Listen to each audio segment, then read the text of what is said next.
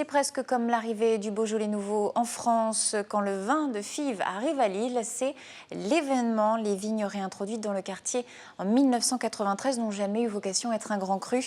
Mais chaque année, c'est un symbole fort pour ses habitants. Ce week-end d'étape importante, passionnés, épicuriens et vendangeurs amateurs pressaient les grains de raisin sur la place de la République à Lille. Mélanie Cabache nous y emmène. Ce week-end, c'était le temps des vendanges pour l'association des raisins de Fives et d'ailleurs.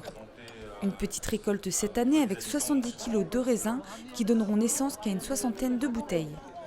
On s'est bien rendu compte qu'on avait une année qui était relativement peu productive par rapport à des années précédentes, tout simplement parce qu'il y a eu un printemps un peu pourri, des froids tardifs et puis un été qui n'a pas été terrible.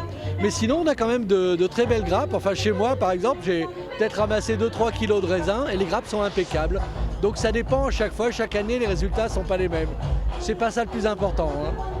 Le plus important était la bonne humeur, avec une place de la République à Lille très animée.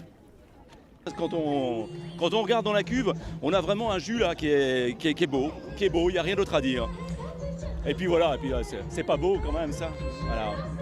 S'amuser c'est bien, mais comment est-il ce vin du Nord ? La région n'est pas propice à faire du vin, mais avec beaucoup de bonne volonté, avec de l'imagination, voilà, on arrive à faire quelque chose quand même qui ressemble à du vin.